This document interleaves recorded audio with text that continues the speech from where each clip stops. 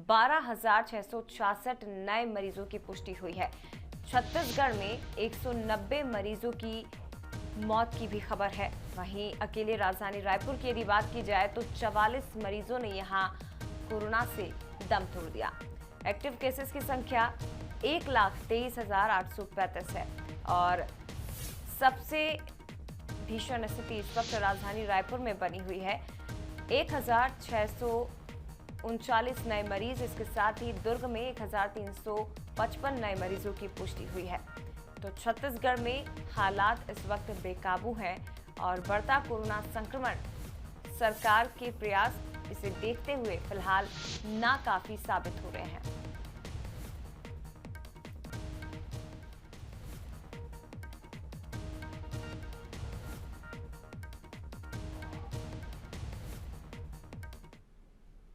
छत्तीसगढ़ में लगातार कोरोना के ग्राफ में इजाफा हो रहा है। पिछले 3 दिनों से लगातार 16,000 से ज्यादा कोरोना संक्रमित मरीज मिल रहे हैं, जिसको लेकर सीएम भूपेश भी रोजाना समीक्षा बैठक कर रहे हैं।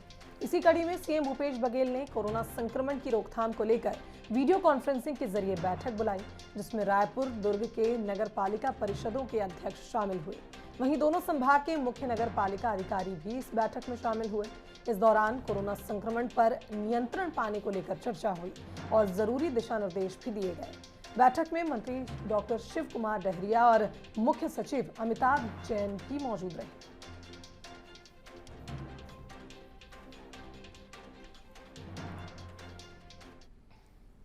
और छत्तीसगढ़ में बढ़ते कोरोना संक्रमण को देखते हुए कई जिलों में लॉकडाउन की अवधि बढ़ा दी गई है। राजधानी रायपुर समेत 14 ऐसे जिले हैं जहां लॉकडाउन बढ़ा दिया गया है। राजधानी रायपुर में 6 मई तक ये लॉकडाउन बढ़ाया गया है। इसके साथ ही दुर्ग, बालोद, महासमुंद, बेमेतरा में भी लॉकडाउन की अवधि आगे बढ़ा दी गई है। धमतरी और राजनांदगांव में भी कोरोना मरीज लगातार मिल रहे हैं, जिसके बाद यहाँ पर भी कोरोना कर्फ्यू आगे बढ़ा दिया गया है। सूरजपुर, कांकेर, कोंडागांव समेत कोरबा में भी नए मरीजों की पुष्टि लगातार हो रही है। तो यहाँ भी एहतियातन प्रशासन ने कोरोना कर्फ्यू को आगे बढ़ा दिया है। सभी जिलों के कलेक्टर्स ने इस संबंध में आदेश जारी कर दिए हैं। हालांकि एहतियातन कोरोना कर्फ्यू की अवधि को आगे बढ़ाया गया, लेकिन जरूरी सुविधाओं में इस दौरान छूट रहेगी, लेकिन बेवजह घूमने वालों पर कार्रवाई भी की जाएगी।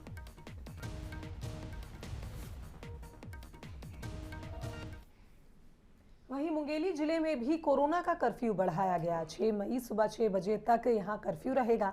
जिले के सभी सीमाओं को सील कर दिया गया। कलेक्टर पीएस एल्मा ने ये ऐलान किया। तो लगातार मुंगेली से भी संक्रमितों का आंकड़ा सामने आ रहा था, इजाफा हो रहा था संक्रमितों के आंकड़ों में, जिसको देखते हुए अब जिले में 6 मई सुबह 6 बजे तक कोरोना कर्फ्यू रहेगा। जिले के सभी सीमाओं को सील कर दिया गया। कलेक्टर ने खुद यह आदेश जारी किए।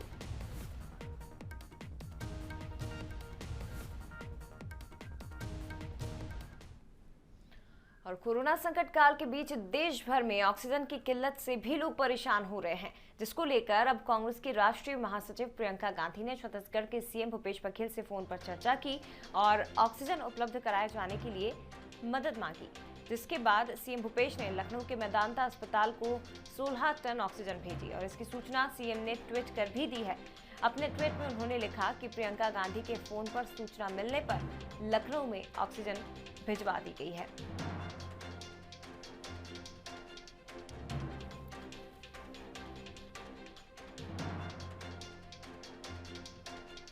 प्रियंका गांधी ने छत्तीसगढ़ के मुख्यमंत्री से फोन पर बातचीत की और ऑक्सीजन उपलब्ध करवाने के लिए मदद मांगी थी, जिसके बाद सीएम भूपेश बघेल ने ऑक्सीजन उपलब्ध करवाई और उसकी जानकारी उन्होंने खुद ट्विटर के जरिए साझा की है।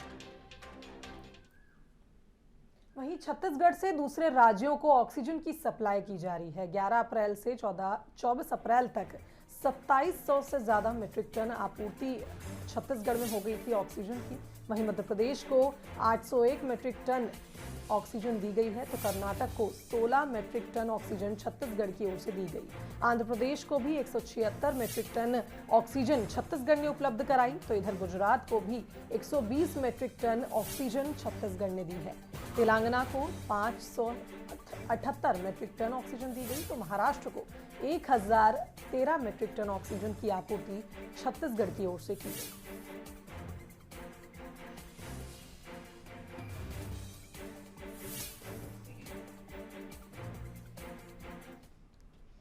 और खबर बिलासपुर से है, जहां कोरोना ने तांडव मचाना शुरू कर दिया है। शुक्रवार को कोरोना से 73 मौत के बाद शनिवार को भी 64 लोगों ने कोरोना से दम तोड़ दिया।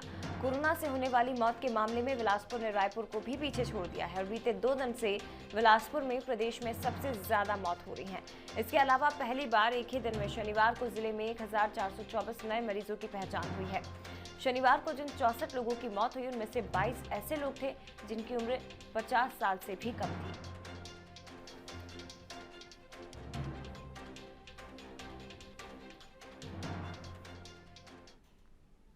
इधर बस्तर में पुलिस लॉकडाउन का सख्ती से पालन करा रही है। अब तक बेवजह घूमने वाले लोगों पर कार्रवाई करते हुए 200 से अधिक वाहन जब्त किए जा चुके हैं।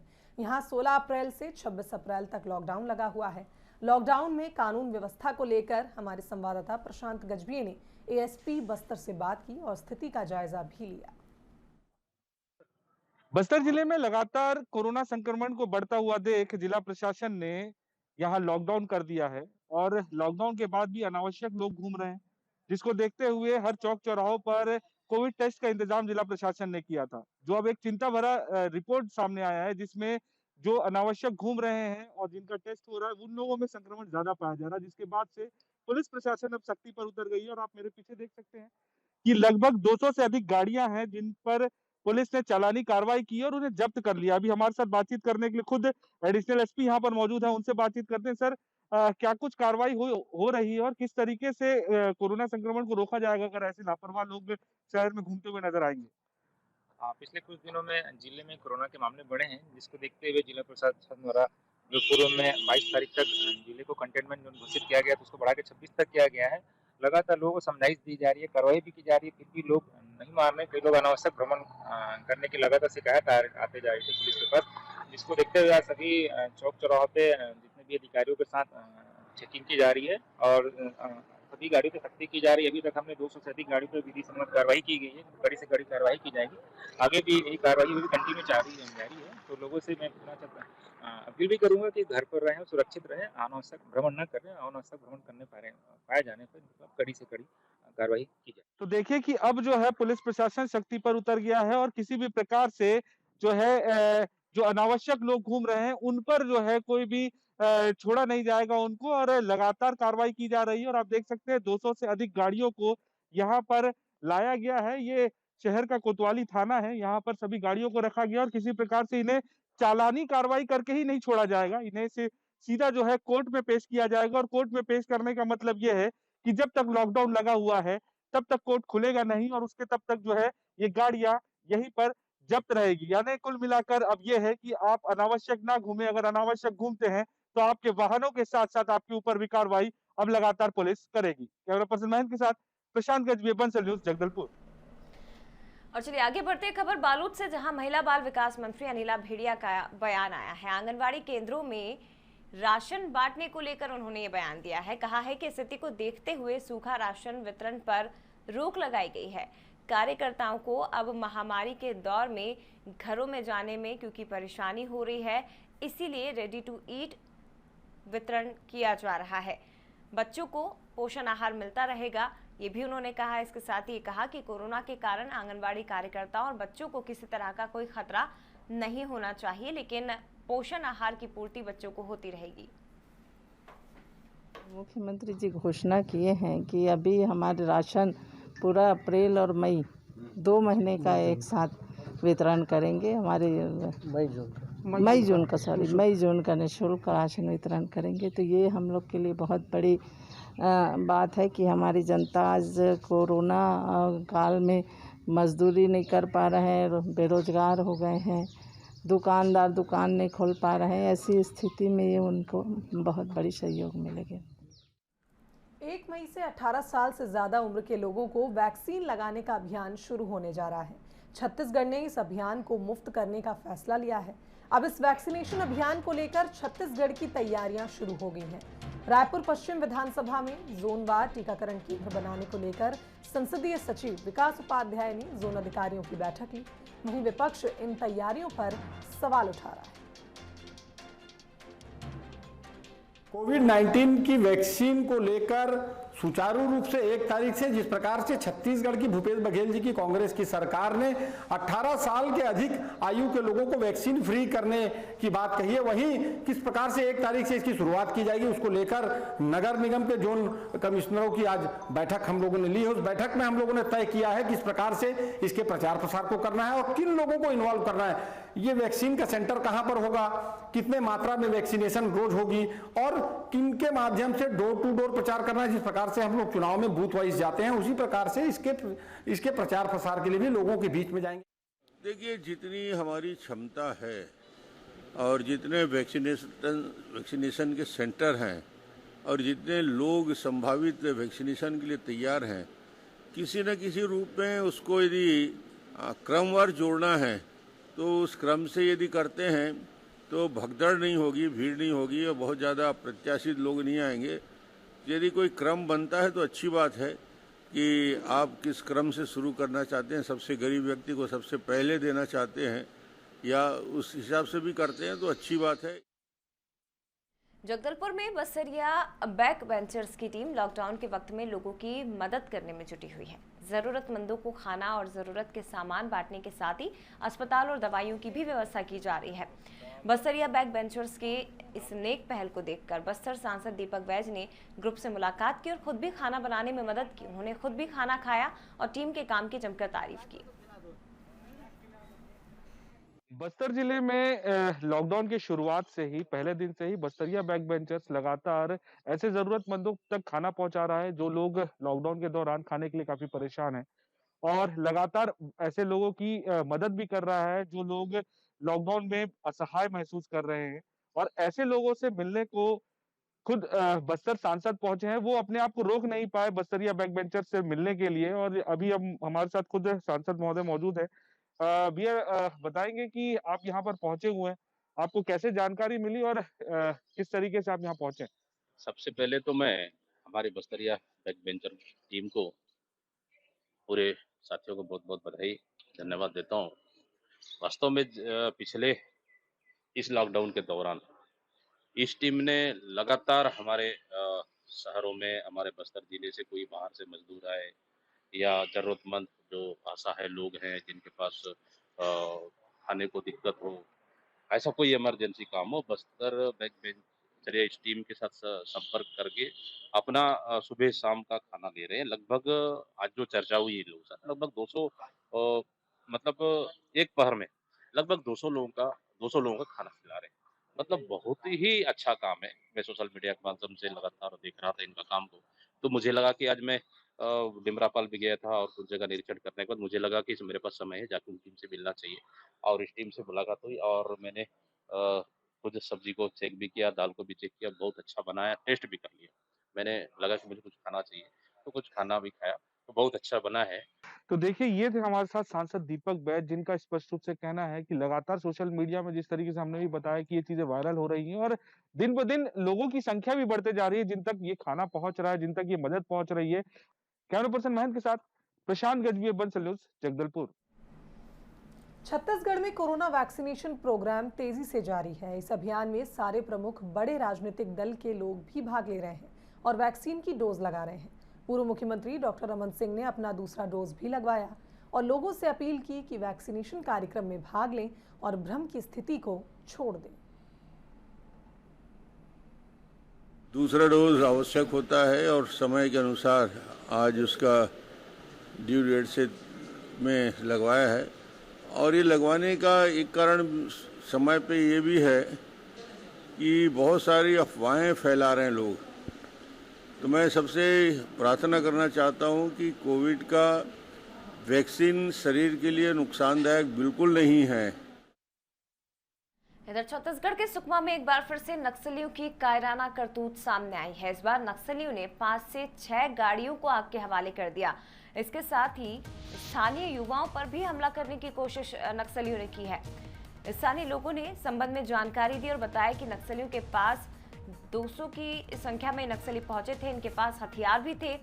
वहीं घटना की सूचना मिलते ही एसपी चौबे दलबल के साथ घटनास्थल पहुंचे।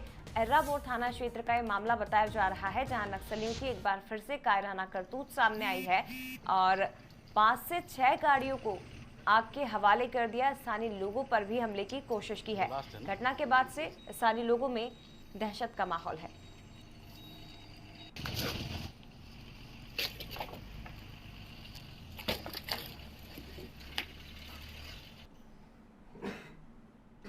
बस्तर में डीआरजी पुलिस के एसआई का अपहरण और हत्या के बाद क्षेत्र में एक बार फिर ये चर्चा है कि आखिर नक्सली डीआरजी से इतना खौफ क्यों खाते हैं। मुरली तांती को छुड़ाने में स्थानीय प्रशासन और सरकार क्यों कामयाब नहीं हुई, देखिए ये खास रिपोर्ट। बस्तर में पदस्थ एसआई मुरली तांती का अपहरण और फिर हत्या के बाद एक बार फिर ये बात सही साबित हो रही है कि डीआरजी से अब भी नक्सली खौफ खाते हैं। यही वजह है कि जब भी नक्सलियों को मौका मिलता है वो डीआरजी जवानों पर हमला करने से पीछे नहीं रहते। आखिर क्यों खौफ खाते हैं डीआरजी से नक्सली? दरअसल डीआरजी पुलिस विभाग की वो टीम है जिसमें ज्यादातर या सभी जवान आत्मसमर्पित नक्सली होते हैं या बस्तर के स्थानीय युवा। ये जवान नक्सली क्षेत्र से वाकिफ होते हैं, जिसका फायदा मुठभेड़ के दौरान सुरक्षा बलों को मिलता है। ये जवान नक्सलियों से लड़ने की रणनीति हो या नक्सलियों के छिपने या उनके ठिकानों की जानकारी भी रखते हैं।